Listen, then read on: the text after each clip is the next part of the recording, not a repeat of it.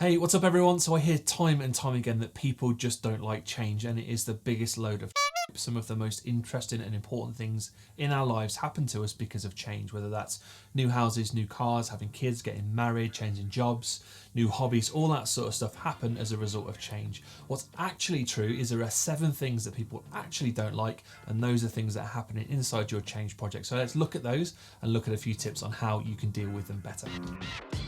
One of the first things that people really don't like is a loss of control. The idea of losing control over ourselves or our circumstances or our future is really, really scary, so people resist against that. Next thing that people don't like is surprise. So as soon as things start suddenly happening, they haven't got time to process it, they want to pump the brakes, slow down so they can understand what's happening and then make a proper assessment of it. Next up is people don't like more work. They don't like an overwhelming load of things to do. They think it's going to affect what they're already doing, and actually it's not much fun to take on more work, so people resist that too. Next is competence. Accountancy practice often exists as technocracies. You'll see loads of people in accountancy practice that have an undue level of influence and power because of their technical knowledge and expertise. Most people will be familiar with that. If you look around, you'll find someone that's pulling a little bit more power than they should be because of their technical knowledge. If you don't know that person, it's probably you. So it's really, really important that people don't lose face and seem to be losing technical competency, which is what can happen when things change or circumstances change. Ripple effects mean that the impacts of whatever you're trying to change will be felt outside the circumstances they're currently seen in. So for example, if you're looking at digitising your bookkeeping department, you might think around the bookkeeping staff, the bookkeeping processes, but what does that mean to the audit staff or the accounts production team or the tax teams? They've got to deal with different bits of information. So when people see effects from projects outside of their sphere of influence starting to impact them, that can cause resistance too. We've covered in previous sessions, the uncertainty can be filled in with negative biases. People start to fill in the blanks and have a negative slant on things. And so where we're unsure about things, that can start to cause a degree of fear. And finally, sometimes people are genuinely negatively impacted by a project. Maybe their needs are outweighed by the needs of the many or of the practice, and so forth they're put offside a little bit. And of course, then their resistance is valid, certainly in their eyes.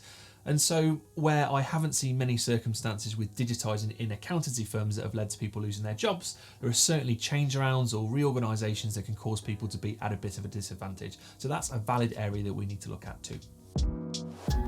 So we've looked at 7 little areas that can be causing resistance for people, but what do we do about them? So very, very briefly, if people are fearing a loss of control, well, obviously we make sure we include them a little bit more, and we give them some say on how things are going to pan out and make them feel like they're part of the change and part of shaping what their future is going to look like as well. That will help them be really invested.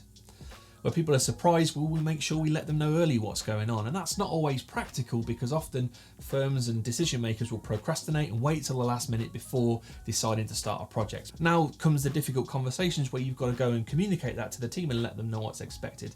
So they're all going to be in this position where they're surprised and they haven't been involved from the early outset. It's really difficult then to bring them around. It takes a lot of time to stop doing that. Plan a little bit further ahead, get people involved and get rid of a couple of these certain fears.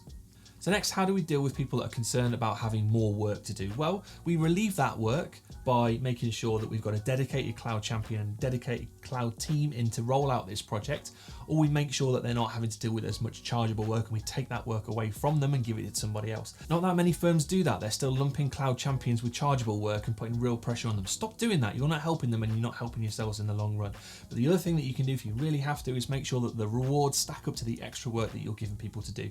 So make sure you're recognising them, make sure there are a few Brucey bonuses in there to keep them motivated and keep them moving forwards. So competence, as we mentioned, huge issue, probably one of the biggest ones for accounting firms. So the answer, of course, is education. And that's not just product training, that's talking about the workflows and how things are going to work in this new environment. Make sure that there's probably a little bit more education than people need. So there's never the risk of people coming back to you and saying, well, I've never been trained on this and that's why I'm not doing it. Often competence tests are really helpful as well, not actually for just testing knowledge, but for giving that person that psychological tick in the box to say, look, I have been trained on this and I've almost got permission to go and use this thing and try it and experiment with it. Really, really important and really easy to do as well. Ripple effects, we need to really properly consider as part of our planning phase, all of the stakeholders that are involved by the things that we're changing. So make sure you put in a real investment into that stakeholder phase and that stakeholder mapping. I've got a separate video on that, which I'll link below that you can have a look at. Uncertainty is a little bit more difficult difficult to crack because by its nature, change brings with it uncertainty. And so we can't answer every question that people might have. And so what we can do though is give them certainty of process. We can let them know what's going to happen and by when, what our best current understanding of the situation is. And where we don't know, let's be clear and communicate that we don't know, but let's also back that up with what we're doing to find out and what they can do to try and understand as well.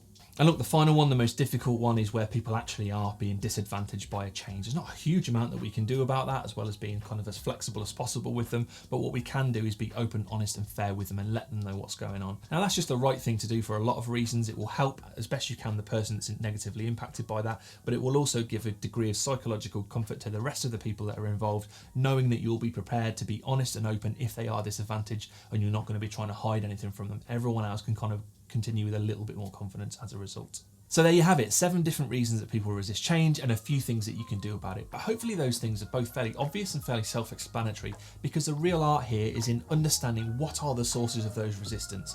And that's a product of having really good stakeholder mapping, understanding who's impacted by the project and how and why, really good one-on-one engagement with those stakeholders and understanding what their concerns are and really listening very well to that. And you can also use Maslow's hierarchy of needs as well, that list of psychological needs that people have, to understand what might be threatened by your change project. To learn more about that and how it affects change projects, check the video out just here or in the comments below. And I'll see you next Tuesday for another Change Tuesday tip.